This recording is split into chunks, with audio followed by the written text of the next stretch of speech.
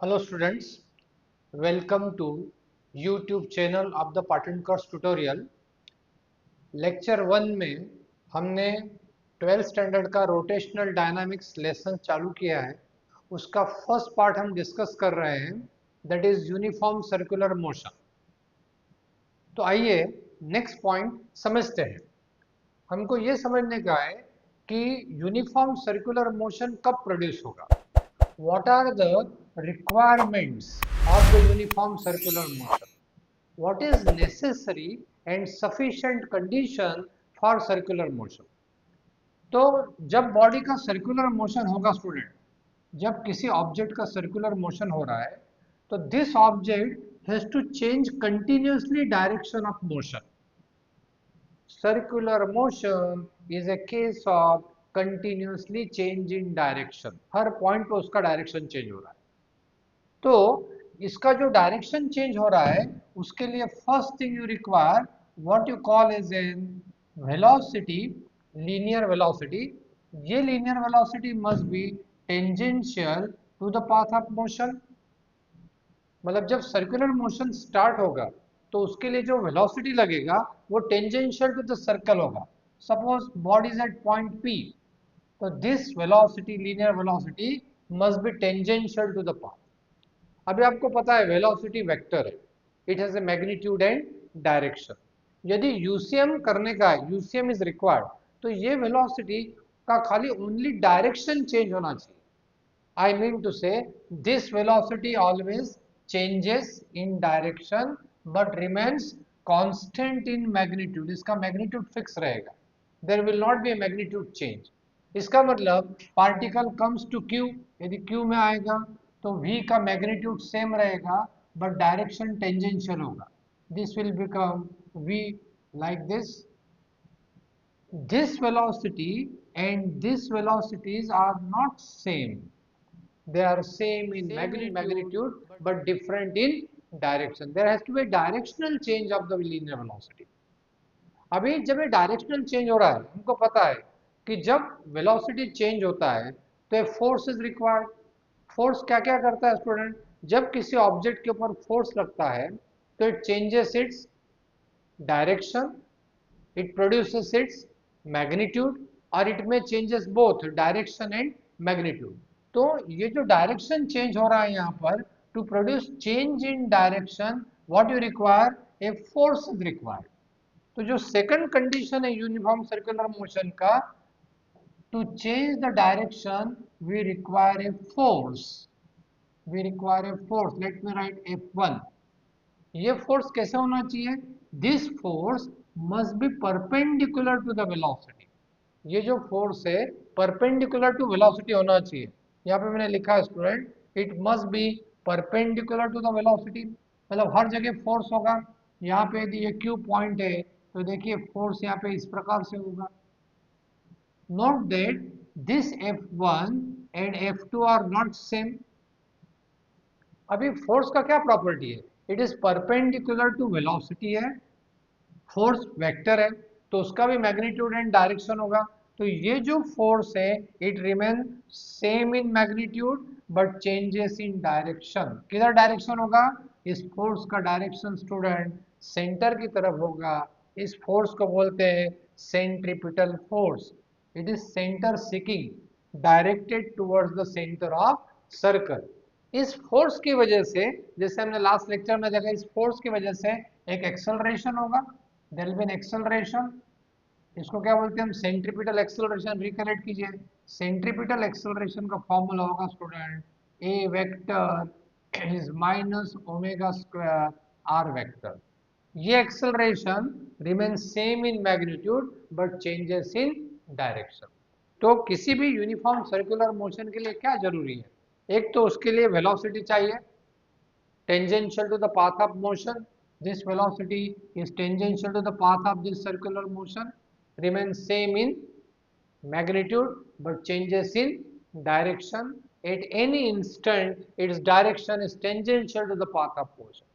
और direction change करने के लिए यू रिक्वायर फोर्स। क्या प्रॉपर्टी है फोर्स का? Force must be perpendicular to velocity. Perpendicular to velocity मतलब ये रेडियस लाइन में होगा। देखो वेलोसिटी टेंजेंट है, हम परपेंडिकुलर टू टेंजेंट कह रहे हैं, मतलब force will be radius line में होगा, therefore it will be radially inward होगा। इस फोर्स का क्या प्रॉपर्टी है? Changes in direction but remain same in magnitude. These are two necessary condition for uniform circular motion. ये आप लोग लिख लीजिए। तो स्टूडेंट आगे बढ़ते हैं। ये हमने 11th में ऑलरेडी डेरिवेशन किया है, पर एक बार इसको वापस हम समझते हैं क्योंकि इसका यहाँ पर एप्लीकेशन है। तो point number 1, we are deriving relation between linear and angular speed. तो रिकलेक्ट कीजिए क्या फॉर्मूला है, डेफिनेशन ऑफ लीनियर स्पीड क्या है? तो linear speed average linear speed is given by total, recall, total linear distance, covered, speed is distance upon time, तो linear speed average होगा total linear distance covered upon total time taken। Recall कीजिए last lecture student. अभी जब particle circular motion करता है, when it goes once round the circle, तो once round the circle में it covers the total linear distance equal to length of circumference 2 pi R. यदि इस circle का radius are है स्टूडेंट, तो ये वी मतलब लीनियर स्पीड है, length of circumference 2 pi R होगा। और कितना टाइम लेगा? तो that is time equal to time period. रिकॉल क्या होता है time period? Time taken by body to complete one circular motion. Circular motion का दूसरा वर्ड बोला जाता है student revolution. Please mind carefully. एक बार पूरा सर्कल ये डिस्क्राइब करेगा तो उसका टाइम पीरियड होता है T, but we know 1/t is n, तो ये फॉर्मूला हो जाएगा 2 pi are n, since 1/t reciprocal of time period is nothing but frequency. Let me call equation 1। ये हमने क्या निकाला? लीनियर स्पीड, टाइम पीरियड और फ्रीक्वेंसी में रिलेशन। सिमिलरली हम डिराइव कर सकते हैं एंगुलर स्पीड। तो रिकॉल कीजिए student, angular speed, of course average की बात चल रही है यहाँ पर। Average will be equal to, क्या फॉर्मूला होगा? ये जो लीनियर वर्ड लिखा है मैंने आपको समझाया था लास्ट लेक्चर में, या एंगुलर हो जाएगा स्टूडेंट। तो this is total angular angular distance, upon total time taken। recall, अभी यूनिफॉर्म सर्कुलर मोशन में जब particle once round the circle जाएगा student, total once round the circle जाएगा, तो कितना एंगल चेंज होगा? तो angle it will describe will be equal to 2 pi radian. ये जो एंगल है, इस टॉपिक में जितने भी एंगल हमको कंसीडर करने का सब रेडियन में लिखने का है स्टूडेंट, क्योंकि हमने एंगुलर डिस्प्लेसमेंट के डेफिनेशन में लिखा angle measured in radians. Time taken is capital T, क्योंकि एक कंप्लीट रिवोल्यूशन हुआ। This can be written alternatively 2 pi N, let me call this is equation 2। Angular speed, ये एंगुलर स्पीड निकाला हमने, ये लीनियर स्पीड निकाला। लेट अस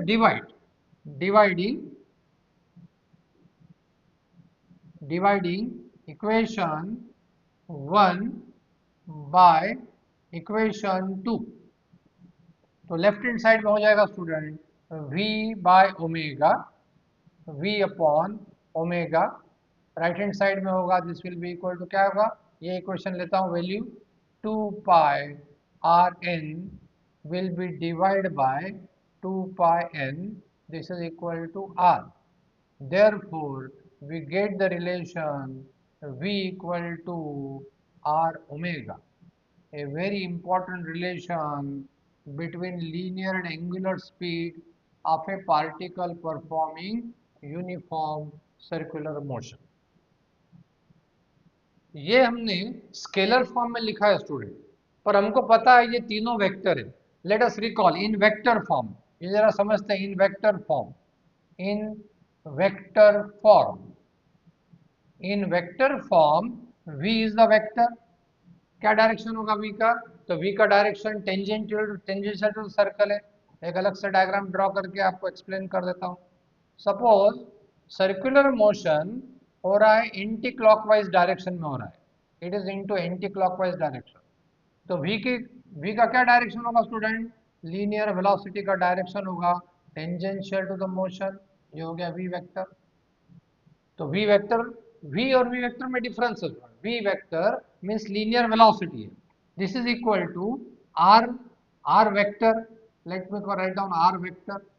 r vector कहां पर होगा, radius vector, radius vector is nothing but position vector. Radius vector कहां से होता है, तो it is drawn from centre of the circle to the instantaneous position. देखो ये r वेक्टर है, रेडियस वेक्टर है। r और v के बीच में जो एंगल है वो 90 है। क्यों 90 है, क्योंकि v टेंजेंशियल है और r रेडियस है, रेडियस और टेंजेंट परपेंडिकुलर होते हैं। और omega vector, mind dear student, vector form में हम इसको ऐसे लिखते हैं, omega cross r, this is the vector relation. Please mind, omega पहले लिखा है, क्या डायरेक्शन होगी ओमेगा की, यदि एंटी क्लॉकवाइज डायरेक्शन है स्टूडेंट, तो जो ओमेगा होगा वो परपेंडिकुलर आउटवर्ड होगा by right hand thumb rule से। Let us take right hand thumb rule. तो ओमेगा आपकी तरफ है, omega will be towards you, तो this will be plane of, cross product का क्या रूल होता है, ये जब दो वेक्टर के बीच में क्रॉस लेते हैं तो third vector must obey right hand thumb rule and perpendicular to the plane containing. तो ये ये जो प्लेन है ये ओमेगा क्रॉस आर का प्लेन है। My palm is a plane form by omega and r, तो वी इसको टेंजेंशियल है। This is the vector form of what, linear velocity and angular velocity. इसका आप एक स्क्रीनशॉट ले लीजिए। तो स्टूडेंट यहाँ तक जो मैंने ये पार्ट किया, it comes under kinematics of uniform circular motion. मैंने आपको बिगिनिंग में समझा था काइनेमेटिक्स मतलब we answer a question how is particle moving. अभी आगे बढ़ते हैं, dynamics part of uniform circular motion. ध्यान दीजिए, ये पूरा पार्ट यूनिफॉर्म सर्कुलर मोशन के लिए चल रहा है। डायनामिक्स मतलब forces responsible to produce circular motion. Student जब कभी कोई फोर्स होता है, सॉरी जब कोई मोशन होता है तो फोर्स इज रिक्वायर्ड। तो ये सर्कुलर मोशन में अभी दो रिक्वायर्ड कंडीशन देखा, एक तो वेलोसिटी मस्ट बी टेंजेंशियल और to change the direction of motion a force is required. तो आइए, ये क्वेश्चन मैंने यहाँ पे लिखा है, ये 2 मार्क का क्वेश्चन है, explain in detail what is centripetal force. तो सर्कुलर मोशन में एक रेडियली इनवर्ड फोर्स है। जब सर्कुलर मोशन हो रहा है, let us consider this is an object student, suppose ये ऑब्जेक्ट है, इस ऑब्जेक्ट का जब सर्कुलर मोशन हो रहा है, सपोज ये सर्कुलर मोशन कौन से डायरेक्शन में, एंटी क्लॉकवाइज सपोज, तो इस पार्टिकल के ऊपर अकॉर्डिंग टू कंडीशन इसके ऊपर एक फोर्स है, देयर इज ए फोर्स। कौन से डायरेक्शन में फोर्स है student, force directed towards the centre of circle, directed radially inward. ये जो फोर्स है, ये फोर्स क्या करता है, ये फोर्स इस पार्टिकल का change in direction of motion करता है। देखो ये जो ऑब्जेक्ट है ये इसका वेलोसिटी है, जैसे मैंने बताया at every point of circular motion इसका डायरेक्शन चेंज होना चाहिए। तो डायरेक्शन चेंज करने के लिए दिस फोर्स इज रिक्वायर्ड। तो what is centripetal force, a radially inward force which produces which acceleration, centripetal acceleration। देखिए जरा ट्रिकी है, हम कह रहे हैं कि मोशन यूनिफॉर्म है, नॉर्मल हम क्या कहते हैं कि मोशन यूनिफॉर्म है तो एक्सेलरेशन 0 है, that is true only for a translatory motion.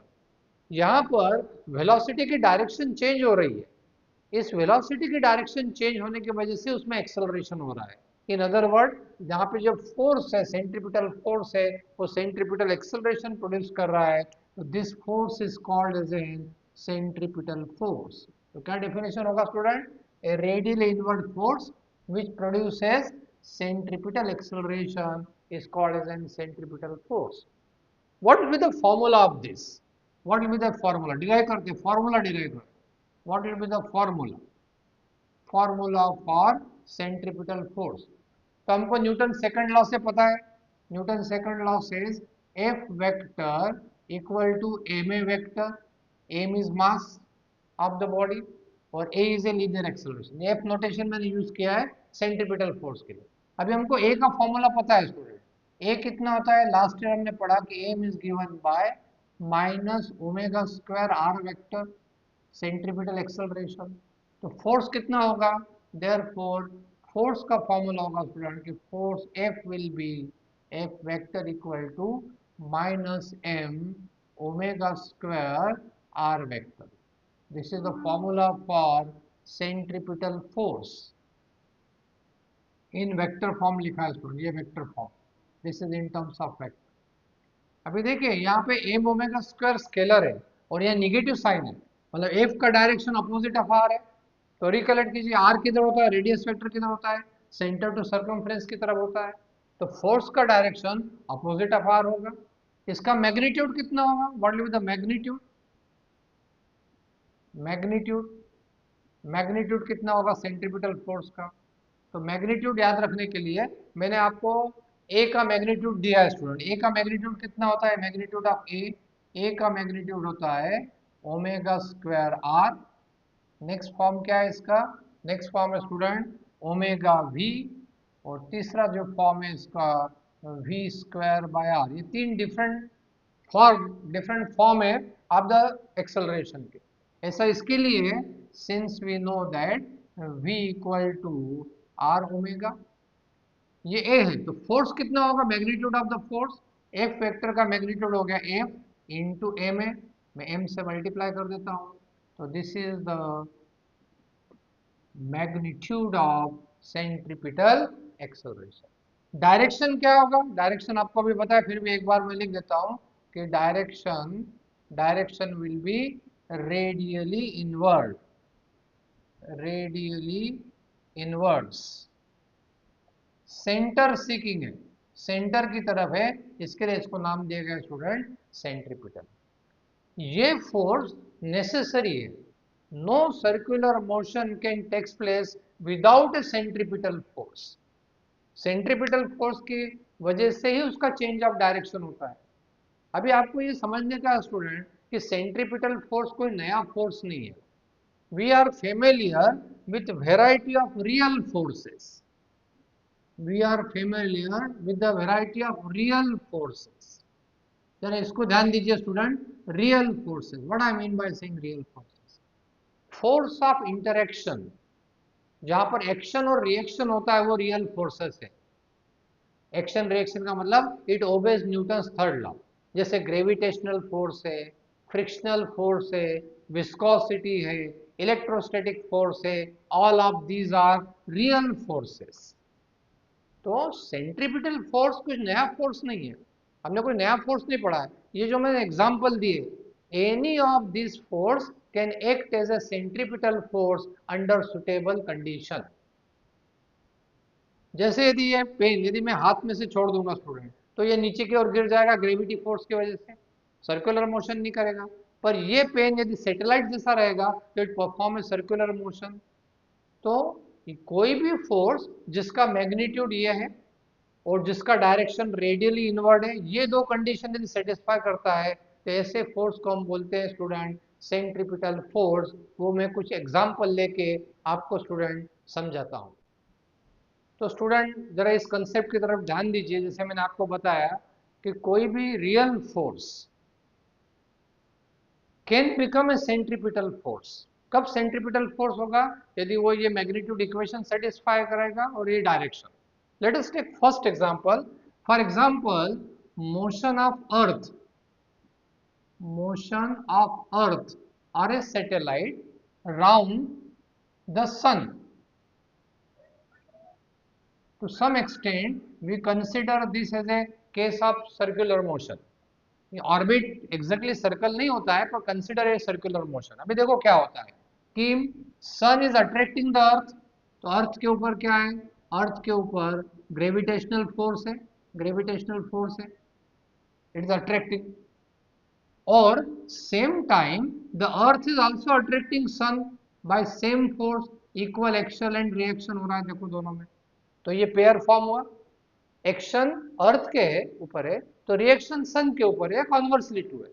तो ये gravitational force in this case act here is a centripetal force. The circular motion of earth around the sun is an example of the is an example of what? Centripetal force. इसकी जगह हम ऐसा भी समझ सकते हैं, suppose यहाँ पे हमने सैटेलाइट लिया, consider a satellite revolving round the earth, ये अर्थ लिया हमने सपोज, तो क्या होगा? Satellite will be attracted bye earth gravitational force की वजह से, और अर्थ के ऊपर उसका रिएक्शन होगा सैटेलाइट का।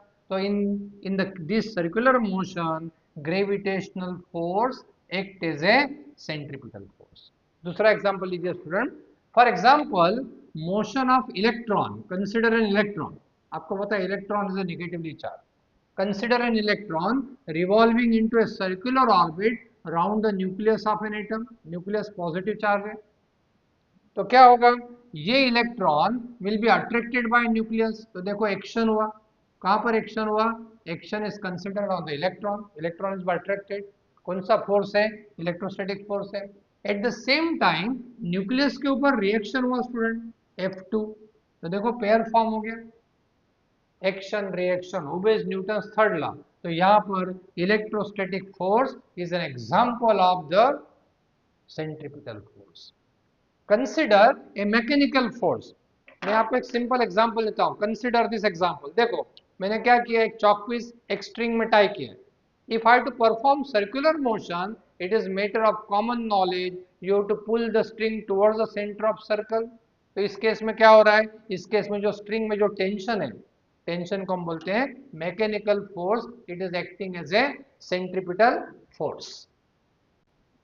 तो जैसे मैंने अभी आपको बताया कि यहाँ पर मैंने एक ऑब्जेक्ट लिया है स्मॉल चॉक पीस, और इसको एक स्ट्रिंग में टाई किया है थ्रेड में। स्टूडेंट आप भी करके देख सकते हैं, it is a matter of common knowledge, इसको सर्कुलर मोशन करने का है स्टूडेंट। तो ये जो स्ट्रिंग है we have to pull it towards the centre of circle, इसमें हमको फोर्स जनरेट करने का है, ये मैकेनिकल फोर्स होता है टेंशन। तो it is clear that centripetal force is not some new force, any real force, action reaction का जो फोर्स है वो रियल फोर्स है, it obeys Newton's third law and its origin can be explained. ये 3 point याद रखने का है, such a force must have this magnitude and this direction will act as a centripetal force and it produces change in direction of motion। तो अभी हम इसका एक इंपॉर्टेंट पार्ट करते हैं स्टूडेंट, एक्सप्लेनेशन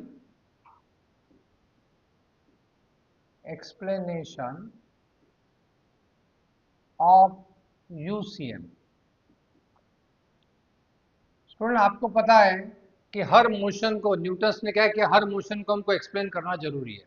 तो लेट अस कंसीडर ये object है, देखो यहाँ पे ये ऑब्जेक्ट है, किसी मोशन को, कोई भी मोशन एक्सप्लेन करने के लिए you require object, you require an observer, you require an observer, recall, you require an observer, and what you need a frame of reference.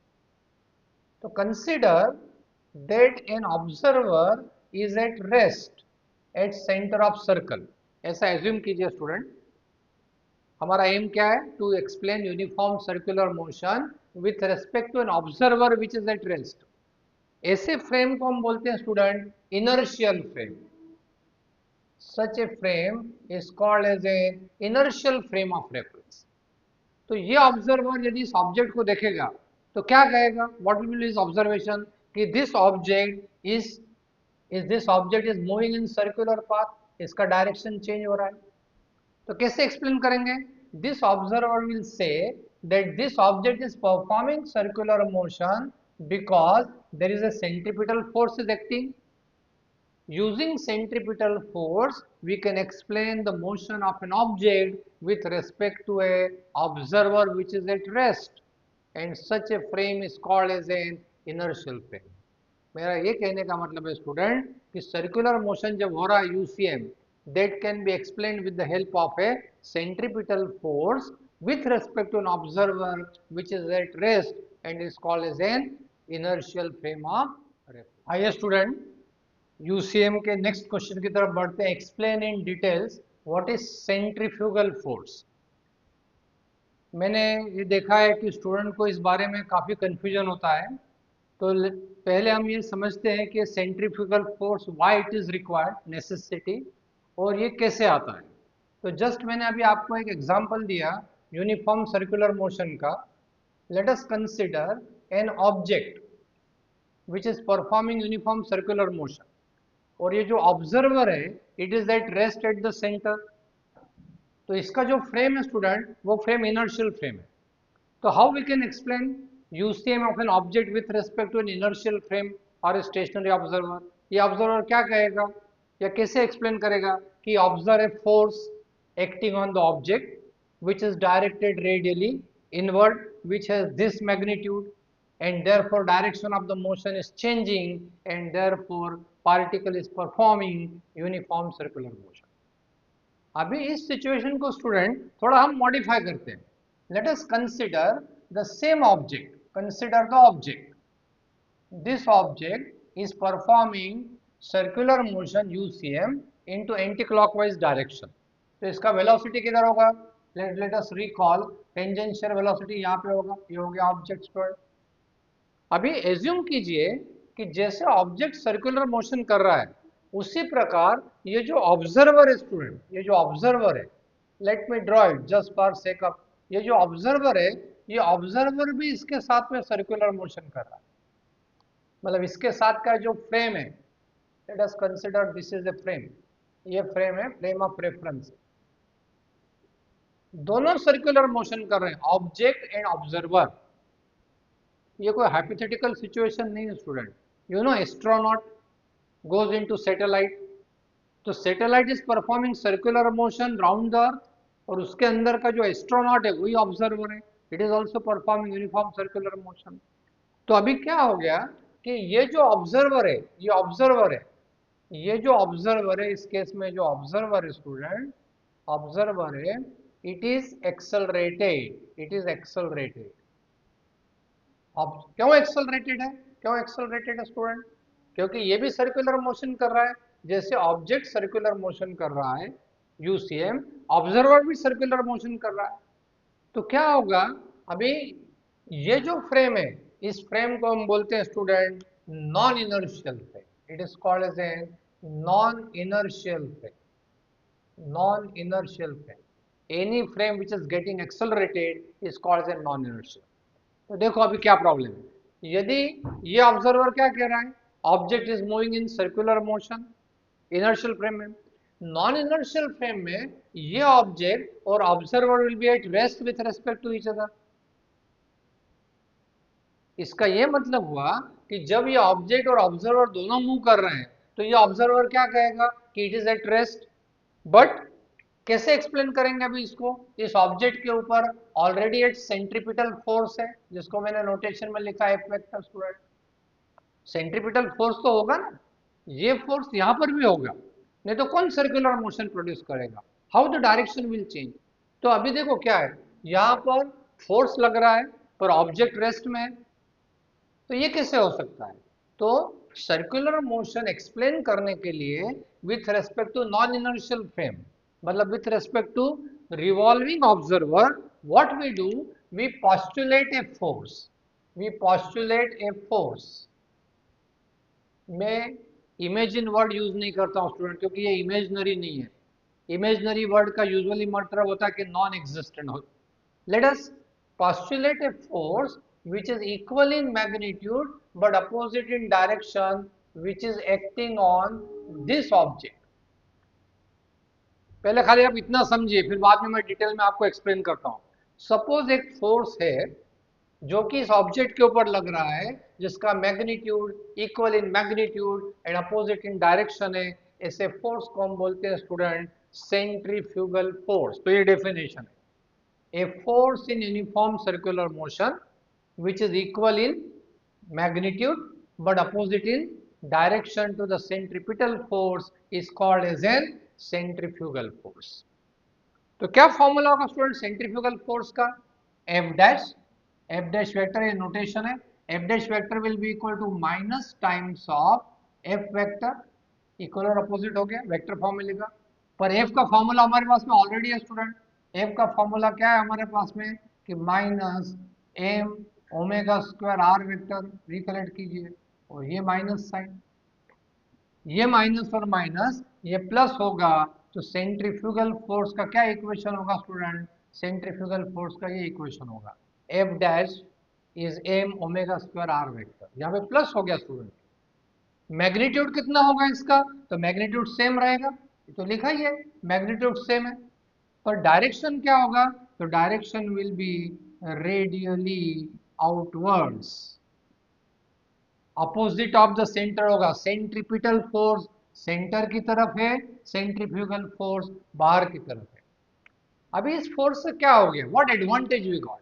देखो अभी फोर्स कितने हो गए ऑब्जेक्ट के ऊपर? ऑब्जेक्ट के ऊपर दो फोर्स हो गए, सेंट्रीपिटल एंड सेंट्रीफ्यूगल। एक ही ऑब्जेक्ट के ऊपर है, इक्वल इन मैग्नीट्यूड और अपोजिट इन डायरेक्शन है, तो ये बैलेंस हो जाएंगे। बी केयरफुल स्टूडेंट, जब दो फोर्स इक्वल और अपोजिट होते हैं और एक ही ऑब्जेक्ट के ऊपर काम करते हैं तभी वो बैलेंस होते हैं। एक्शन रिएक्शन बैलेंस नहीं होता है, एक्शन रिएक्शन दो अलग अलग बॉडी पर है। तो इस फोर्स को पॉस्टुलेट करने की वजह से क्या हो गया? टोटल नेट फोर्स कितना होगा? तो net force acting on this object will be zero, और नेट फोर्स जीरो है तो object is at rest with respect to this one, and hence we can explain uniform circular motion with respect to a revolving observer or with respect to a non-inertial frame of reference. अभी आप पूछेंगे कि sir centrifugal force कहाँ से आया? तो ये centrifugal force it arises only in uniform circular motion when frame is non inertial. ये फोर्स यहाँ नहीं होगा स्टूडेंट। ये फोर्स कब आएगा? ये फोर्स रियल फोर्स जैसा ही है, जैसे real force can do the work, it can be experienced and so on, उसी प्रकार सेंट्रीफ्यूगल फोर्स भी रियल फोर्स जैसे ही है। पर क्या फर्क है? सेंट्रीफ्यूगल फोर्स, सेंट्रीफ्यूगल जो फोर्स है वो इंटरेक्शन फोर्स नहीं, एक्शन रिएक्शन फॉर्म नहीं होता है, इसका ओरिजिन हम एक्सप्लेन नहीं कर सकते। ये फोर्स कहाँ कब आता है? आप बोलोगे sir how do we realise this force?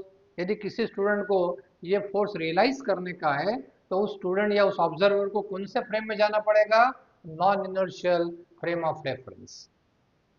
इसका मैं एक सिंपल एग्जांपल देता हूं आपको ताकि ये पॉइंट क्लियर हो जाएगा। Let us consider a bus और a vehicle which is negotiating a turn. एक बड़ा रोड है और आप ये बस या बाइक के ऊपर ट्रेवल कर रहे हैं स्टूडेंट।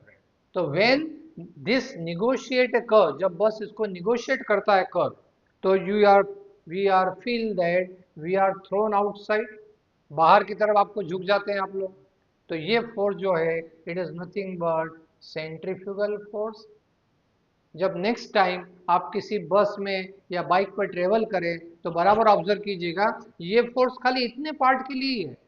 यदि ये बस या बाइक स्ट्रेट रोड पे होगा, स्ट्रेट रोड पे चलने लगेगा, तो this force will not B experience. तो ऐसा नहीं बोल सकते कि ये इमेजिनरी फोर्स है, इसके लिए मैंने इमेजिनरी वर्ड यूज नहीं किया स्टूडेंट। ये फोर्स कब होगा?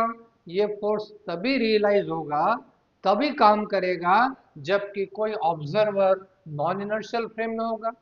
दूसरा एग्जांपल लेते हैं। आप सबको पता है कि we are using nowadays a washing machine. Washing machine make use of a dryer vessel. एक सिलेंडर होता है वॉशिंग मशीन में, ऐसा सिलेंडर होता है स्टूडेंट जो कि परफोरेटेड है, होल होते हैं, इसमें हम कपड़े भर देते हैं। Wet clothes are kept inside cylinder, और ये सिलेंडर वॉशिंग मशीन का तेजी से रोटेट करता है। ऑब्जर्व कीजिए, अभी जब ये सिलेंडर रोटेट करता है तो इसके अंदर ये जो क्लॉथ रखे हुए, जो वेट क्लॉथ रखे, they are performing uniform circular motion. मतलब ये जो क्लॉथ है ये क्या है? ये ऑब्जर्वर हो गया। कौन सा observer student? Observer into non inertial frame, क्योंकि वो सर्कुलर मोशन कर रहा है। तो इस कपड़े के अंदर जो पानी की ड्रॉपलेट्स है, उस ड्रॉपलेट के ऊपर क्या होगा? उस ड्रॉपलेट के ऊपर सेंट्रीफ्यूगल फोर्स लगेगा, और इस सेंट्रीफ्यूगल फोर्स की वजह से वाटर इज ड्रेन्ड आउटसाइड। कपड़े इमीडिएटली सूख जाते हैं, सारा पानी बाहर ड्रेन आउट होता है बिकॉज ऑफ सेंट्रीफ्यूगल फोर्स। देखो काम किया कि नहीं? फोर्स ने काम किया। इसने पानी को बाहर, यदि आप ये खाली ड्रायर वेसल में यदि कपड़े ऐसे रख देंगे तो 2 दिन तक ही नहीं सूखेंगे। तो सर्कुलर मोशन की वजह से क्या हुआ कि दे आर कम आउटसाइड। अच्छा, तीसरा एग्जांपल लेते हैं। तीसरा एग्जांपल है बटर मिल्क का। बटर मिल्क, हम छाछ लेते हैं ना, छाछ बनाते हैं, तो बटर मिल्क में हम क्या करते हैं, this milk is taken in the container और इसको हम स्टेयर करते हैं, इसके अंदर हम ब्लेंडर यूज करते हैं, चर्निंग मशीन गोल गोल घुमाते हैं। तो अभी देखो क्या है, ये जो मिल्क है, बटर मिल्क है, उसको हम वो सर्कुलर मोशन कर रहा है, जब चर्न करते हैं तो बटर मिल्क चर्न होने की वजह से क्या वो सर्कुलर मोशन कर रहा है। तो जो इसमें क्रीम के पार्टिकल है स्टूडेंट, क्रीम के पार्टिकल है, they are little dense. Cream का डेंसिटी थोड़ा मिल्क से ज्यादा है, तो क्या होता है, क्रीम के सारे पार्टिकल ऐसे बाहर की तरफ आ जाते हैं। देखो ऑब्जर्व कीजिएगा नेक्स्ट टाइम जब घर में हो तो, this cream is taken outside, यदि प्रॉपर मशीन है तो this cream is taken outside with the help of a suitable mechanism. तो these are example of the centrifugal force. तो मैं पर्टिकुलरली आप लोगों को ये बताना चाहता हूँ कि इसमें और इसमें बहुत डिफरेंस है। सेंट्रीफ्यूगल फोर्स इमेजिनरी फोर्स नहीं है, नॉन एग्जिस्टेंट नहीं है, वो भी रियल फोर्स जैसे ही काम करता है। खाली देयर इज अ कंडीशन कि ये फोर्स कब रियलाइज होगा, जबकि ऑब्जर्वर नॉन इनर्शियल फ्रेम में होगा। आप इसका एक स्क्रीनशॉट ले लीजिए और ये कंप्लीट हो। तो स्टूडेंट, मैंने आपको क्लियरली एक्सप्लेन किया है कि centrifugal force is not an imaginary force. इस फोर्स को सूडो फोर्स बोला गया है, सूडो फोर्स। क्या मतलब होता है सूडो फोर्स? तो स्टूडेंट, जो रियल फोर्स है, कोई भी रियल फोर्स है, एनी रियल फोर्स है, तो रियल फोर्स हमेशा एक्शन रिएक्शन पेयर में होता है, and it obeys Newton's third law. और रियल फोर्स का हमेशा origin can B explain by suitable law. जैसे ग्रेविटेशनल फोर्स रियल फोर्स है, अभी पहले वाला एग्जांपल मैंने आपको बताया, वो न्यूटन्स लॉ ऑफ ग्रेविटेशन से एक्सप्लेन होता है। इलेक्ट्रोस्टैटिक फोर्स रियल फोर्स है, एक्शन रिएक्शन पेयर वाला है, that can be explained bye coulomb law and so on. ये जो फोर्स है इसको बोला गया सूडो, इसको बोला गया है सूडो फोर्स। सूडो फोर्स इसके लिए है क्योंकि ये तो सिंगल है, एक तो इसका कोई रिएक्शन नहीं है स्टूडेंट, इस फोर्स का रिएक्शन नहीं है, इस फोर्स को आप एक्सप्लेन नहीं कर सकते किसी लॉ से। हाँ, ये कब फोर्स रियलाइज होगा, जबकि मोशन इनटू ए नॉन इनर्शियल फ्रेम है। यदि जैसे ये सपोज ये ऑब्जर्वर यदि यहाँ आ जाएगा, सपोज ऑब्जर्वर नॉन इनर्शियल से इनर्शियल फ्रेम में आएगा, तो ये फोर्स जीरो हो जाएगा स्टूडेंट। इनर्शियल फ्रेम में खाली एक ही फोर्स होगा, कौन सा फोर्स होगा, सेंट्रीपिटल फोर्स होगा। और नॉन इनर्शियल फ्रेम में दोनों होंगे, सेंट्रीपिटल होगा और सेंट्रीफ्यूगल होगा। स्टूडेंट, ठीक, पहले वीडियो में हमने, जो पहले लेक्चर के वीडियो हमने दो इसके पार्ट किए, काइनेमेटिक्स और dynamics part of the rotational motion. Rotational motion में मैंने जिससे बताया उसका पहला पार्ट है सर्कुलर मोशन। सर्कुलर मोशन का हमने पार्ट कंप्लीट किया है, वो यूनिफॉर्म सर्कुलर मोशन। अभी हम इस पार्ट में यूनिफॉर्म सर्कुलर मोशन का दो प्रैक्टिकल एप्लीकेशन डिस्कस करने वाले हैं, जो कि एग्जाम्स के लिए बहुत ही इंपॉर्टेंट है। स्टूडेंट, कुछ लोगों ने मुझे पूछा है कि आपका ऑफलाइन कोचिंग है क्या, तो हर लेक्चर के बाद में हमने गूगल फॉर्म दिया हुआ है। जिन स्टूडेंट को ऑफलाइन कोचिंग में इंटरेस्ट है, हमारा मुंबई में सेंटर है, आप लोग वो फॉर्म भर के हमसे कांटेक्ट कर सकते हैं या टेलीफोन के जरिए भी कांटेक्ट कर सकते हैं। तो आइए स्टूडेंट आगे बढ़ते हैं। क्या क्वेश्चन क्या है इस पार्ट में? जो पहला क्वेश्चन है, let us consider a vehicle और a car, it is negotiating a turn, car turn ले रहा है on a horizontal surface of a curved road. जब कोई कार या बॉडी कर्व के अलोंग टर्न लेता है तो it is performing circular motion. मैंने पहले लेक्चर में बताया था कि सर्कुलर मोशन का ये मतलब नहीं है स्टूडेंट कि पूरा ही सर्कल होना चाहिए। लेट अस कंसीडर, इस डेमो के जरिए हम समझने का कोशिश करेंगे। लेट अस कंसीडर ये कर्व सरफेस है, कंसीडर ये रोड है जो कि एक कर्व सरफेस है, और इस कर्व सरफेस के ऊपर ये व्हीकल ट्रेवल कर रहा है। जब ये व्हीकल इस कर्व के ऊपर ट्रेवल करेगा तो student it has to change its direction of motion. यदि डायरेक्शन ऑफ मोशन चेंज नहीं होगा तो it will not be confined to the curve. और हमको पता है डायरेक्शन ऑफ मोशन कब चेंज होता है यूसीएम में student, it require centripetal force. तो हमको ये डिस्कस करने का है आज कि जब कोई व्हीकल एक कर्ड सरफेस हॉरिजॉन्टल है, ये जो कर्ड सरफेस है ये हॉरिजॉन्टल है, ये जो लाइन ड्रॉ किया है ये बताता है horizontal surface of the curved road, इसका टीएस मैंने ड्रॉ किया है स्टूडेंट। और ये एरो बताता है कि सरफेस ऑफ द जो रोड है वो कर्ड है, और एक हमने यहाँ पे व्हीकल का क्रॉस सेक्शन ड्रॉ किया है। तो what should be maximum speed with which this vehicle can be driven, हमको दो बातें डिस्कस करने का है। इसको सेंट्रीपिटल फोर्स कैसे मिलेगा ताकि डायरेक्शनल चेंज हो। यदि डायरेक्शन चेंज नहीं हुआ स्टूडेंट, इसका डायरेक्शन चेंज नहीं हुआ तो vehicle will be skid over, ऐसे चला जाएगा व्हीकल।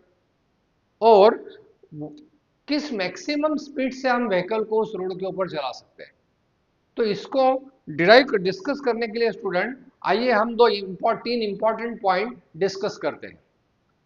पहला पॉइंट है दैट इज ग्रेविटेशनल फोर्स। आपको पता है every body is attracted by the earth. जब बॉडी या ऑब्जेक्ट के ऊपर जो ग्रेविटेशनल फोर्स लगता है उसको हम क्या बोलते हैं student, that we call as in weight of an object और ए बॉडी। क्या फॉर्मूला था वेट का, weight of the object is given by formula W equal to mg, where m is mass and g is the acceleration due to gravity. अब ये जो gravitational force है student ये हमेशा vertically downward लगता है। देखो खाली डाउनवर्ड आपको नहीं लिखने का है, नॉट ओनली डाउनवर्ड, देखिए बराबर ध्यान दीजिए, ये भी डाउनवर्ड है ये भी डाउनवर्ड है, बट ये जो फोर्स है जैसे इस डायग्राम में बताया, ये जो ग्रेविटी का फोर्स है वेट ऑफ द ऑब्जेक्ट है वो होता है वर्टिकली डाउनवर्ड। फर्दर ये जो डायरेक्शन है वेट का जो वैल्यू और डायरेक्शन है it does not depend on the orientation. इस पेन को मैं ऐसे रखूं या ऐसे रखूं या किसी भी हाथ कैसे भी इसका ओरिएंटेशन चेंज करूं, ग्रेविटी फोर्स का हमेशा फॉर्मूला होगा W इक्वल टू mg और इसकी डायरेक्शन होगी हमेशा वर्टिकली डाउनवर्ड। आपको ये पॉइंट समझ में आया होगा।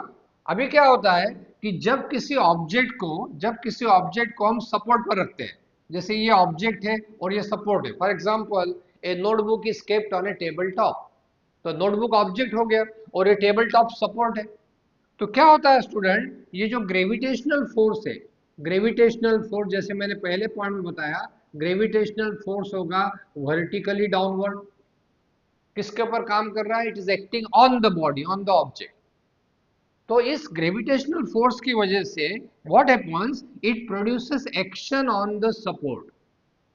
हमको पता है न्यूटन थर्ड लॉ से कोई भी रियल फोर्स है तो वहां एक्शन रिएक्शन होगा। तो ये जो ग्रेविटेशनल फोर्स है W इक्वल टू mg, ध्यान दीजिए बराबर कहां पे काम कर रहा है, it is acting on the object, W इसके ऊपर काम कर रहा है, ये ऑब्जेक्ट है। पर जब इस ऑब्जेक्ट को आप किसी सपोर्ट पर रखेंगे तो ये W इस सपोर्ट के ऊपर एक एक्शन प्रोड्यूस करेगा, और ये जो एक्शन है न्यूटन थर्ड लॉ से यहाँ पर रिएक्शन होगा, देयर विल बी रिएक्शन। कहाँ पर रिएक्शन होगा, reaction will be an object, मतलब ऑब्जेक्ट के ऊपर दो फोर्स काम कर रहे हैं स्टूडेंट, एक तो gravitational force weight vertically downward और दूसरा है normal reaction force that is the reaction of the action. अभी ये जो नॉर्मल रिएक्शन, इसको क्यों नाम दिया है स्टूडेंट, नॉर्मल रिएक्शन क्यों बताया कहा है, क्योंकि ये जो रिएक्शन फोर्स है ये हमेशा सपोर्ट को परपेंडिकुलर होता है। बराबर ध्यान दीजिए, ये पॉइंट आपको एंट्रेंस एग्जाम के लिए भी बहुत काम में आएंगे स्टूडेंट। बॉडी को आप कैसे भी रखें, जैसे ये डायग्राम देखिए, इस डायग्राम इसमें सपोर्ट टिल्टेड है, इंक्लाइंड है। इस केस में क्या होगा, तो हमेशा एक ही रूल याद रखिए, ग्रेविटी फोर्स किधर होगा, W equal to mg, gravitational force किधर होगा, वर्टिकली डाउनवर्ड। ये ओरिएंटेशन चेंज हुआ, जैसे मैंने बताया कि बॉडी के ओरिएंटेशन के ऊपर W नहीं डिपेंड करता है, दैट इज वैल्यू, और उसकी डायरेक्शन हमेशा फिक्स है। अभी क्या होगा, ये W एक्शन प्रोड्यूस करेगा, एक्शन कहां पर होगा स्टूडेंट, तो एक्शन होगा, the action will be produce on the support, इस रेड लाइन के ऊपर एक्शन होगा। तो ये जो सपोर्ट है जो कि इंक्लाइंड है ये प्रोड्यूस करेगा रिएक्शन। तो रिएक्शन कैसे होगा, इसका जो रिएक्शन है जिसको हम बोलते हैं स्टूडेंट नॉर्मल रिएक्शन, ये जो नॉर्मल रिएक्शन है स्टूडेंट ये इस सपोर्ट को परपेंडिकुलर होगा। इसके लिए इसको नाम दिया गया है नॉर्मल रिएक्शन। तो आपको हमेशा ये याद रखने का है कि नॉर्मल रिएक्शन फोर्स हमेशा सपोर्ट को परपेंडिकुलर होता है। ये 2 पॉइंट अभी आप लिख लीजिए। तो स्टूडेंट, ये क्वेश्चन समझने के लिए एक 11th का इंपॉर्टेंट पॉइंट हमको समझने का है, जो कि मैं आपके लिए रिवाइज कर देता हूं। Frictional force is said to be self adjusting force. हमको पता है कि जब दो सॉलिड ऑब्जेक्ट जो कि कांटेक्ट में है, फ्रिक्शनल फोर्स कांटेक्ट फोर्स है, कांटेक्ट की वजह से होता है। जैसे नोटबुक और टेबल टॉप, नोटबुक आपने टेबल टॉप पे रखा तो दोनों के बीच में कांटेक्ट है। यदि दोनों के बीच में कांटेक्ट नहीं होगा तो फ्रिक्शन नहीं होगा। तो ये फ्रिक्शनल फोर्स जो है वो सेल्फ एडजस्टिंग फोर्स है। आइए इसको समझते हैं। कंसिडर एन ऑब्जेक्ट और a body, consider an object or a body, heavy object, which is resting on a support. Now suppose that to produce the motion, object को motion में लाने के लिए suppose we apply a force F1 of small magnitude. ऐसा imagine कीजिए एक heavy box है जो कि हॉरिजॉन्टल सरफेस पे रखा हुआ है, जमीन पर रखा हुआ है, और उसको आपने एक छोटा सा फोर्स अप्लाई किया।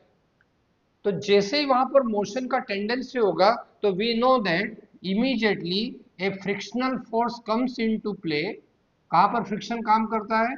Friction always act at a tangential between the point of contact.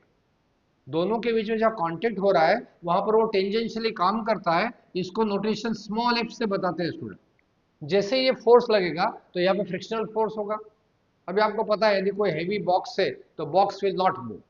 तो by experience what we do is, हम यहाँ पे फोर्स बढ़ाएंगे। लेट अस कॉल, यहाँ पे फोर्स F2 इंक्रीज किया 5 न्यूटन से 10 न्यूटन। जैसे ये फोर्स इंक्रीज किया स्टूडेंट तो यहाँ पर भी फोर्स ऑफ फ्रिक्शन इंक्रीज होगा। डायरेक्शन किधर होगा फोर्स ऑफ फ्रिक्शन का? Opposite of tendency of the motion. यदि मोशन राइट साइड में हो रहा है तो फ्रिक्शन मेरी तरफ लेफ्ट साइड में होगा। इसी प्रकार जब हम फोर्स यहाँ पे बढ़ाते जाएंगे स्टूडेंट, धीरे धीरे हमने फोर्स बढ़ाया तो क्या होगा कि फोर्स ऑफ फ्रिक्शन भी बढ़ते जाएगा। और ध्यान दीजिए, फोर्स ऑफ फ्रिक्शन ऐसे कंटिन्यूअसली नहीं बढ़ेगा। यदि फोर्स ऑफ फ्रिक्शन ऐसे ही बढ़ते रहा तो फिर कभी मोशन होगा ही नहीं बॉडी का। एक स्टेज ऐसा आ जाएगा जबकि ये फोर्स लिमिटिंग फोर्स होगा, जबकि force of friction become maximum and constant. ये मैक्सिमम हो जाएगा फोर्स ऑफ फ्रिक्शन। इसके लिए इस फोर्स ऑफ फ्रिक्शन को बोलते हैं limiting force of static friction. ये जो मैक्सिमम वैल्यू है स्टूडेंट, एफ मैक्सिमम है, एफ मैक्सिमम को बोला जाता है limiting value of force of static friction। ये मैक्सिमम वैल्यू। यदि ये वैल्यू सपोज 50 न्यूटन है तो यहाँ पे कम से कम 50 न्यूटन फोर्स लगाना पड़ेगा। इसका जो वैल्यू है, जो इसका फॉर्मूला है, हमने 11 में पढ़ा, एफ एस एक्स मैक्सिमम का फॉर्मूला होता है स्टूडेंट, फ्रिक्शनल फोर्स का फॉर्मूला होता है म्यू एस इंटू एन। ये जो म्यू एस है ये coefficient of static friction, coefficient of static friction है। और आपको मैंने समझा एन क्या है, नॉर्मल रिएक्शन है। अभी ये कोफिशिएंट ऑफ फ्रिक्शन किसके ऊपर डिपेंड करता है? तो इट डिपेंड्स ऑन, ये जो value depends on nature of pair of surfaces. तो हमको क्या याद रखने का स्टूडेंट कि फोर्स ऑफ फ्रिक्शन की क्या प्रॉपर्टी है कि इसका मैग्नीट्यूड बढ़ता है धीरे धीरे and finally become maximum and constant, therefore it is called as an limiting value of static friction. अभी बॉडी रेस्ट में है, इसके लिए इस टाइप के फ्रिक्शन को हम बोलते हैं स्टूडेंट स्टैटिक फ्रिक्शन। यदि इससे ज्यादा फ्रिक्शन, इससे ज्यादा फोर्स लगाएंगे तो बॉडी में मोशन होगा और static friction will be converted to kinetic friction. ये आप नोटबुक में लिख लीजिए। तो स्टूडेंट, जो मैंने आपको ये 3 पॉइंट एक्सप्लेन किए वो एक रिवीजन के तौर पर आप याद रखिए। अभी हम मेन क्वेश्चन की तरफ आते हैं। जैसे मैंने आपको समझाया कि व्हीकल है, ये व्हीकल एक curve surface of the road, जो सरफेस ऑफ द रोड है वो प्लेन है, हॉरिजेंटल है। इस डायग्राम में ये जो स्ट्रेट लाइन ड्रॉ किया है, ये जो स्ट्रेट लाइन ड्रॉ किया है, it shows the horizontal surface of the curve road. ये रोड लेफ्ट हैंडेड कर्व है, curve can be right handed और लेफ्ट हैंडेड। ये लेफ्ट हैंडेड कर्व है, मतलब इस कर्व का जो रोड का सेंटर है वो राइट साइड में होगा स्टूडेंट। तो consider a vehicle of mass m negotiating a curve along the horizontal surface। तभी देखो क्या क्या फोर्स काम करेंगे। तो जैसे हमने पढ़ा, सबसे पहले इसके ऊपर ग्रेविटेशनल फोर्स होगा। Gravitational force given by what formula student? Gravitational force is given by W equal to mg। क्या डायरेक्शन में होगा? This will be vertically downwards. तो मैं यहां लिखता हूं फोर्सेस एक्टिंग ऑन व्हीकल। पहला फोर्स होगा student, first force W equal to mg gravitational force. क्या डायरेक्शन होगा?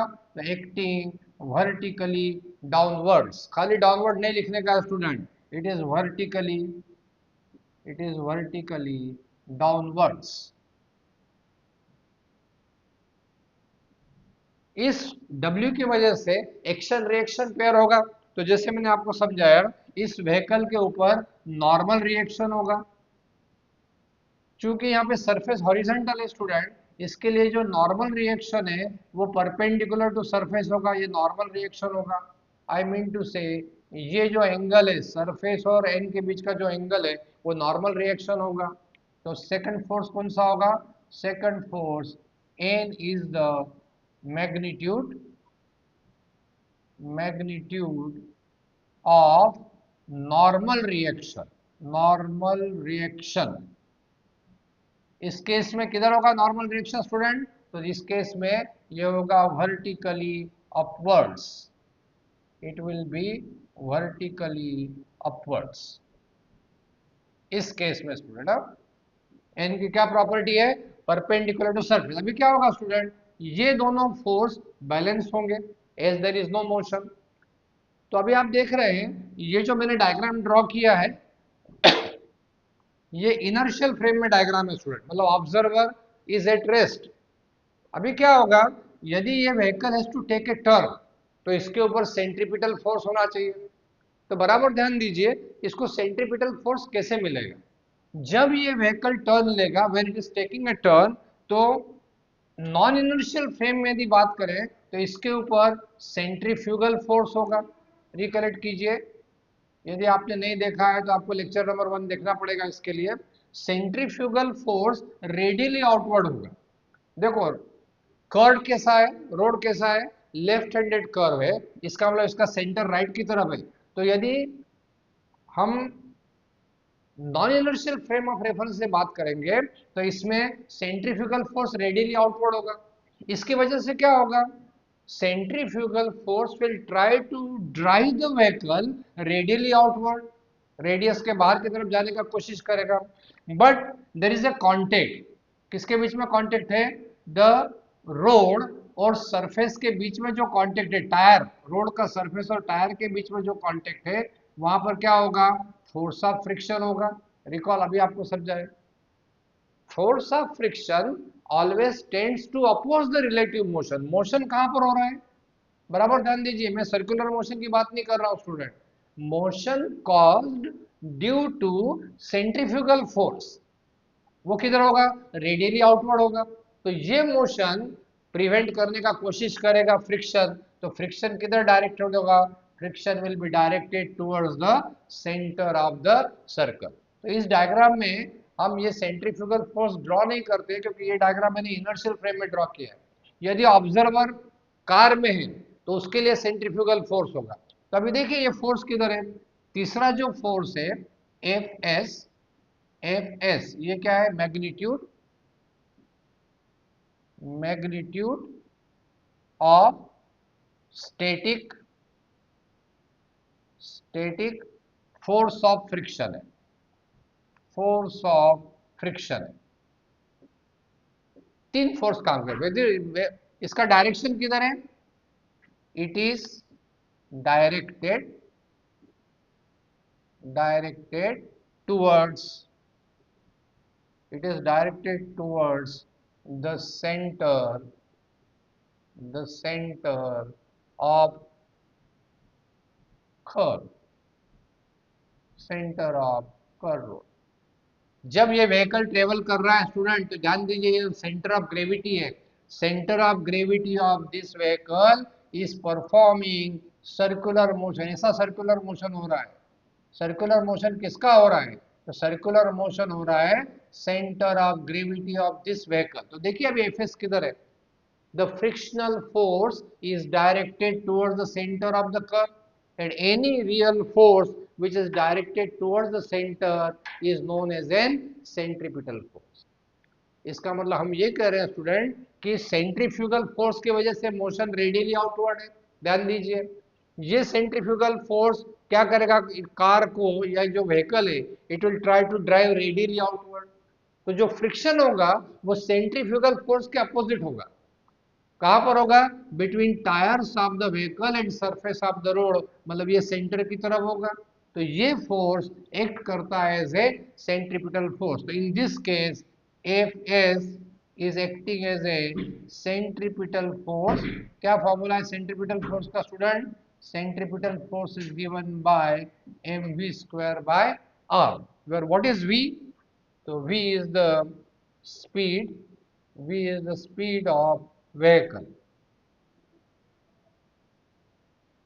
ये कंडीशन यदि सेटिस्फाई होगी, यदि ये कंडीशन स्टूडेंट सेटिस्फाई होगी, तभी ये सर्कुलर मोशन पॉसिबल है।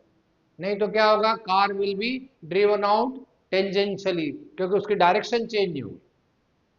अभी इसके बाद में तीसरा जो पॉइंट है वो बहुत इंपॉर्टेंट पॉइंट है स्टूडेंट, थर्ड पॉइंट पे ध्यान दीजिए।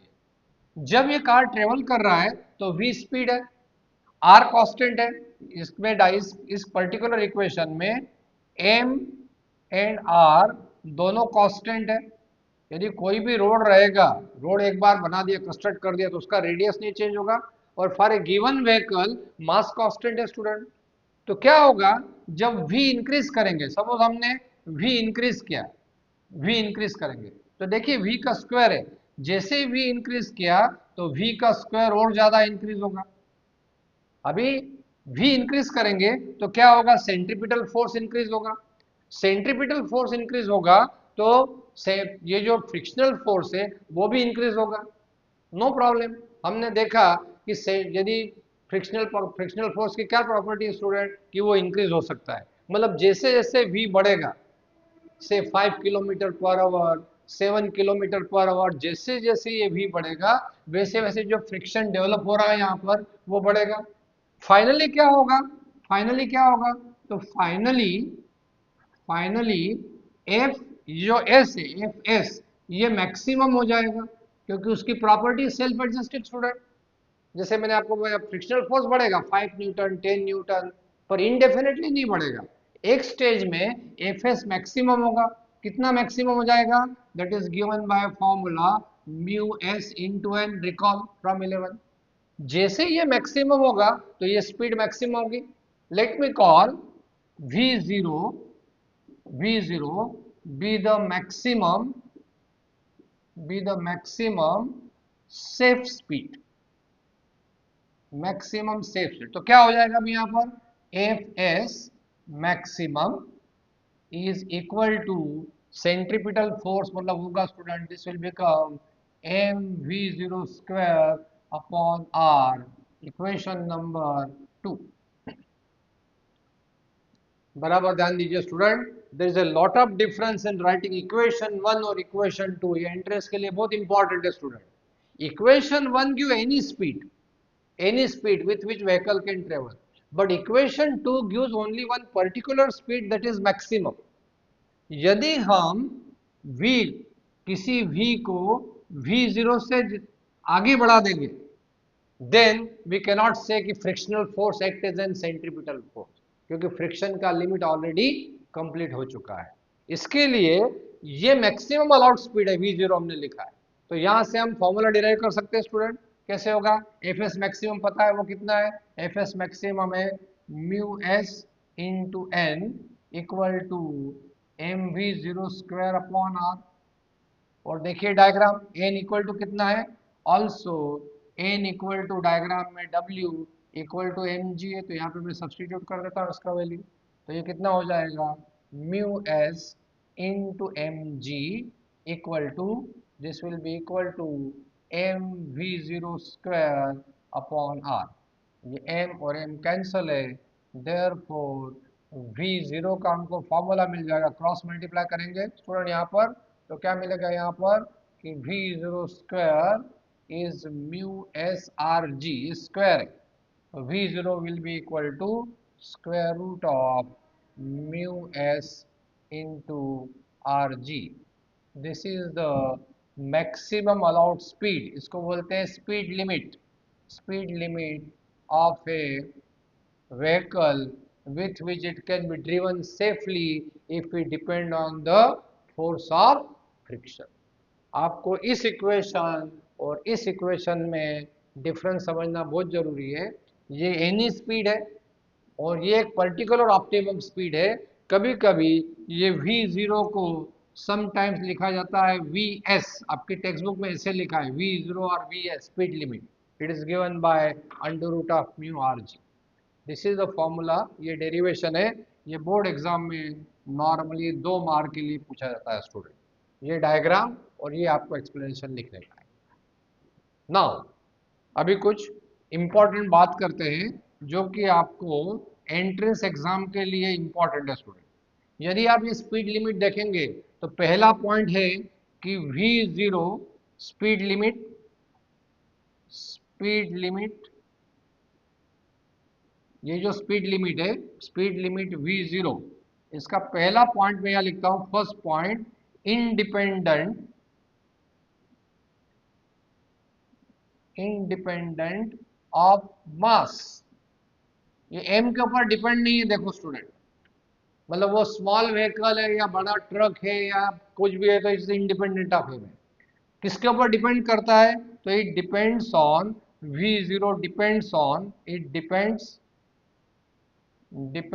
ऑन, इट डिपेंड्स ऑन, दो बातों पर डिपेंड करता है, r एंड म्यू एस, इसके ऊपर डिपेंड करता है स्टूडेंट।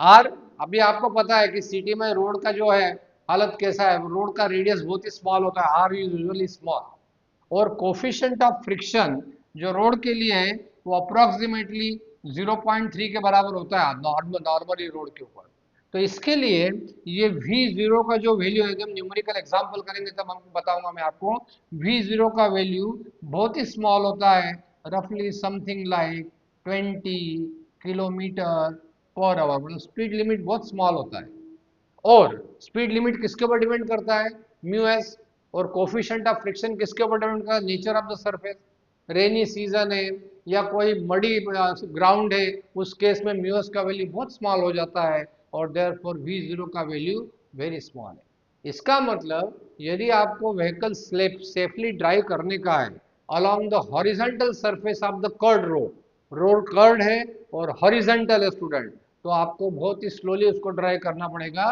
क्योंकि यहाँ पे फ्रिक्शनल फोर्स बहुत स्मॉल होता है, फ्रिक्शनल फोर्स अनरिलायबल है, उसके ऊपर आप डिपेंड नहीं रह सकते, यदि फ्रिक्शन सफिशिएंटली डेवलप नहीं हुआ, यदि ये फोर्स नहीं मिला, यदि एफएस नहीं मिला, तो क्या होगा, सेंट्रीपिटल फोर्स नहीं होगा, and there is a danger of the skidding of the vehicle from surface of the road. जब आप हाईवे वगैरह में ट्रेवल करते हैं स्टूडेंट, तो शायद आपने देखा होगा ऑयल वगैरह जब स्पिल ओवर हो जाता है तो उसके ऊपर से टायर जो है चिकनाहट की वजह से टायर सरकता है, and there are many accidents are taking place. आप इसका एक स्क्रीनशॉट ले लीजिए। तो स्टूडेंट लास्ट क्वेश्चन में हमने देखा कि इफ ए व्हीकल, कोई भी कार या व्हीकल हॉरिजॉन्टल कर्व सरफेस के ऊपर ट्रेवल करती है, ये डायग्राम वापस ड्रॉ किया है, ये बताता है कि रोड कर्व्ड है, it is a left handed curve, और ये जो लाइन ड्रॉ कर रही है वो हॉरिजॉन्टल सरफेस है, यदि व्हीकल इसके ऊपर ट्रेवल करती है तो व्हीकल के टायर के और सरफेस ऑफ द रोड के बीच में फ्रिक्शन है, और ये फ्रिक्शन किधर है, अभी जब ये व्हीकल ट्रेवल कर रहा है स्टूडेंट, तो इसका सेंटर ऑफ ग्रेविटी जो है व्हीकल का, that is performing circular motion, ऐसा सर्कुलर मोशन कर रहा है, ये सेंटर ऑफ द सर्कल है, तो ये जो फोर्स है, फ्रिक्शनल फोर्स है, ये सेंटर की तरफ है, it is acting as a centripetal force, but friction का क्या प्रॉब्लम है, it is unreliable force, since इसका वैल्यू फिक्स होता है, इसके लिए ये क्या करता है कि ये जो व्हीकल है उसका जो स्पीड है वो लिमिट कर देता है, इसकी लिमिटिंग प्रॉपर्टी है। एक वैल्यू से आगे ये नहीं जा सकता है जिसकी वजह से कि इसका वैल्यू फिक्स है, और therefore A vehicle can not be driven more than this speed, ये मैक्सिमम स्पीड है। सपोज फॉर एग्जाम्पल हम इसका एग्जाम्पल लेते हैं कि ये वैल्यू सपोज आता है 20 किलोमीटर पर आवर। ये वैल्यू स्मॉल होता है स्टूडेंट, क्यों स्मॉल होता है? क्योंकि आर का वैल्यू स्मॉल है और म्यू एस स्मॉल है और they are in the under root side. Suppose यदि म्यू एस का वैल्यू 20 किलोमीटर पर आवर है, तो 20 किलोमीटर तक तो ये बिल्कुल सेफ टर्न ले लेगा, देर इज नो प्रॉब्लम। पर यदि आप 20 किलोमीटर से, अभी सपोज आपका जो स्पीड है, सपोज V1 स्पीड है, वो ग्रेटर देन 20 किलोमीटर हो गया। सपोज फॉर एग्जांपल हम इसको कंसिडर करते हैं कि 25 किलोमीटर पर आवर हो गया, मतलब V0, V का जो वैल्यू है वो ग्रेटर देन V0 हो गया। यहाँ लिख देता हूँ V1 is greater than V0 हो गया, दैट इज 25 किलोमीटर। तो अभी नहीं बोल सकते कि friction is acting as a centripetal force. Friction का लिमिट जितना डेवलप हो सकता था वो कंप्लीट हो चुका है। इस केस में there will be danger of the skidding of the vehicle, accident definitely student. तो साइंटिस्ट लोगों ने क्या किया, एक टेक्नोलॉजी डेवलप किया। उस टेक्नोलॉजी का नाम है स्टूडेंट बैंकिंग ऑफ रोड। तो what is banking of road? Banking of road is a method or a technology to avoid dependence on the unreliable force of friction. Friction के ऊपर हम depend नहीं रहे और हमारी सेफ्टी बनी रहे जबकि हम टर्न ले, इस टेक्नोलॉजी का नाम है बैंकिंग ऑफ रोड। अभी देखिए क्या है बैंकिंग ऑफ रोड। मैंने जैसे आपको बताया, यदि ये रोड कर्ड है तो ये हॉरिजॉन्टल है, देखो हॉरिजॉन्टल कर्व है, ये जो लाइन है ये क्रॉस सेक्शन है और ये सा कर्ड है। तो जब सरफेस कर्ड होता है तो क्या किया जाता है स्टूडेंट कि उसकी सरफेस को इंक्लाइंड कर देते हैं। मतलब देखिए ये जो सरफेस है ये हॉरिजॉन्टल सरफेस था, अभी इस सरफेस को इंक्लाइंड कर दिया, लाइक एन इंक्लाइंड प्लेन, एक सरफेस को एलिवेट कर दिया। ये जो सरफेस ऑफ द रोड है यहाँ पे इसको दिया elevation, it is given an elevation. There is an angle form, देखो दोनों के बीच में एक स्मॉल एंगल है, ये एंगल छोटा होता है, कुछ 10 डिग्री 15 डिग्री ऐसा होता है, पर देयर इज एन एंगल। इस एंगल को बोलते हैं, इस एंगल को बोलते हैं angle, this is called as an angle of banking, और इस मेथड का नाम है student banking of the road. तो what is banking of the road? In case of the curved road, wherever roads are curved, their surface is kept inclined to horizontal. ये horizontal surface है, ये वाला ये horizontal surface है, उसका surface inclined कर दिया है। इस inclination की वजह से क्या होगा, इस inclination की वजह से we have to not depend on the force of friction. friction होगा पर हमको एक और नया force मिल जाएगा स्टूडेंट जो कि हमको समझने का है। तो banking of road is a method to avoid the dependence on unreliable force of friction. Friction के ऊपर हम डिपेंड नहीं रहे क्योंकि वो अनरिलायबल है, प्रॉपरली डेवलप हो सकता है या नहीं भी हो सकता है, there may be a skidding of the vehicle, इसकी वजह से, इसके लिए यहाँ पर हमने बैंकिंग ऑफ रोड किया है। अभी इससे क्या फायदा होगा स्टूडेंट, तो हम समझते हैं। लेट अस कंसिडर ये हमारा व्हीकल है, तो ये जो व्हीकल है, ये हमारा जो व्हीकल होगा, ये व्हीकल भी इंक्लाइंड हो जाएगा। ये व्हीकल जो है हमारा, जब ये व्हीकल इस रोड से जाएगा, रोड कर्व है, देखो इधर एलिवेशन है, मतलब ये रोड लेफ्ट हैंडेड कर्व है, तो किधर रहेगा सेंटर, ये जो व्हीकल है, व्हीकल का जो सेंटर ऑफ ग्रेविटी है ये ऐसा सर्कुलर मोशन करेगा। center of gravity of the vehicle will perform circular motion into an horizontal plane। समझते हैं इस डायग्राम से, ये व्हीकल था स्टूडेंट, तो देखो ये रोड के ऊपर ऐसे ट्रेवल कर रहा है, इस डायग्राम में मैंने बताया। अभी सपोज ये ऐसा कर्ड रोड बैंक हो गया, ये बैंकिंग देखो इंक्लिनेशन हो गया, तो जब ये व्हीकल इसके ऊपर से ट्रेवल करेगा ऐसा, तो व्हीकल भी झुक जाएगा, वो भी इंक्लाइंड होगा। कितने डिग्री से इंक्लाइंड होगा, जितने डिग्री से थीटा रोड इंक्लाइंड है उतने डिग्री से वो इंक्लाइंड होगा। तो अभी क्या होगा इसके ऊपर, अभी एक तो फोर्स होगा gravity force, wait of the vehicle, recall कीजिए, एक्टिंग वर्टिकली डाउनवर्ड, जैसे यहाँ पर था, इस केस में भी wait was vertically downward recall कीजिए पहला क्वेश्चन स्टूडेंट। पर इस केस में जो नॉर्मल रिएक्शन है, जो नॉर्मल रिएक्शन है स्टूडेंट, वो नॉर्मल रिएक्शन वर्टिकली अपवर्ड नहीं होगा। देखो इस केस में पहले का क्वेश्चन आप बराबर देखिए, इस केस में नॉर्मल रिएक्शन किधर था, इट वाज वर्टिकली अपवर्ड था। ये अभी वर्टिकली अपवर्ड नहीं होगा क्योंकि बाय रूल ये देखो ये सरफेस ऑफ द रोड है, तो इस सरफेस ऑफ द रोड और नॉर्मल रिएक्शन के बीच में एंगल होगा। नॉर्मल रिएक्शन थीटा डिग्री से इंक्लाइंड हो जाएगा स्टूडेंट। यदि ये वर्टिकल डायरेक्शन है तो ये एंगल जो है, ये एंगल है थीटा डिग्री से इंक्लाइंड होगा। जितने डिग्री से ये इंक्लाइंड है उतने डिग्री से नॉर्मल रिएक्शन इंक्लाइंड होगा। और इस नॉर्मल रिएक्शन इंक्लाइंड होने की वजह से हमको एक नया फोर्स मिलेगा जो कि सेंट्रीपिटल फोर्स का काम करेगा। इसको समझने के लिए हमको जरा रिजॉल्व कंपोनेंट, हमने 11 में पढ़ा student, resolve component, resolved components, resolved components of a vector, ये पहले हम जरा समझ लेते हैं ताकि हमको नेक्स्ट क्वेश्चन इजीली समझ में आए स्टूडेंट। क्या होता है जब कोई भी vector, consider a vector A is a vector, जब कोई वेक्टर इंक्लाइंड होता है student, when it is inclined, तो हमको पता है दो डायरेक्शन लेते हैं स्टूडेंट हम। ये हो गया आपका एक्स एक्सिस, ये हो गया हमारा Y axis, let us consider ये ओरिजिन है और ये एंगल थीटा है स्टूडेंट, ये एंगल थीटा है। जब कोई vector is incline to certain angle, इसलिए इंक्लाइंड रहेगा तो इस वेक्टर के दो कंपोनेंट होते हैं, उसको बोला जाता है रिजॉल्व्ड कंपोनेंट। इधर ध्यान दीजिए बराबर, ये वेक्टर का इस डायरेक्शन में हॉरिजॉन्टल डायरेक्शन कौन सा एक्सिस है स्टूडेंट, एक्स एक्सिस में इसका कंपोनेंट होगा a x equal to a cos theta, और y एक्सिस में ये देखो ये y एक्सिस है स्टूडेंट, यहाँ पे इसका कंपोनेंट होगा a y equal to a sine theta. इसको बोला जाता है resolve component of the vector. A के दो पार्ट अलग अलग हो गए, horizontal component a cos theta, vertical component हो गया ए साइन थीटा, इसको बोला जाता है रिजॉल्व कंपोनेंट।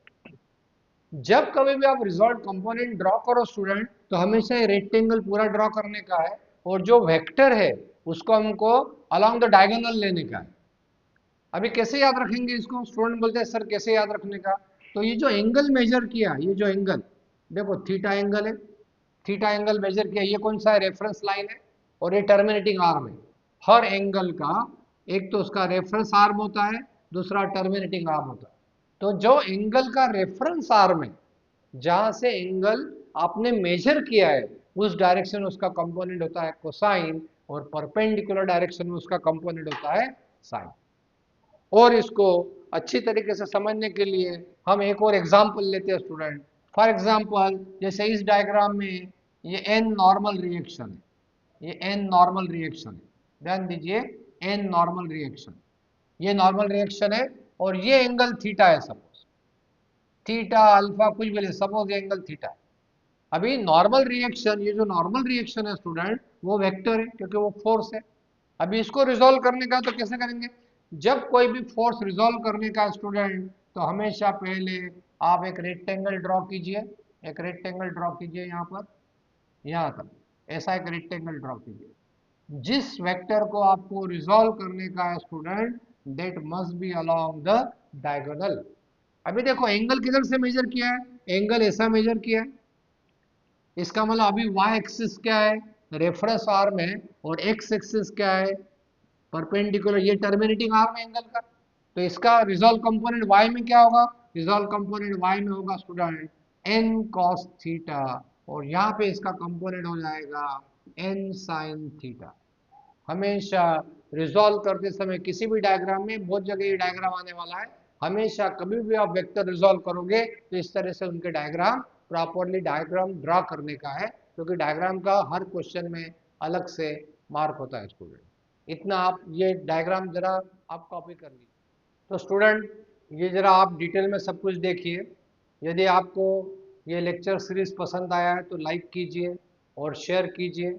आपको कुछ भी डिफ़िकल्टी है तो हमको कांटेक्ट कीजिए। हम लोगों का ऑफलाइन क्लासेस भी है, यदि वो चाहिए तो आप गूगल फॉर्म भर के हमसे कांटेक्ट कर सकते हैं। Thank you very much for listening patiently. Thank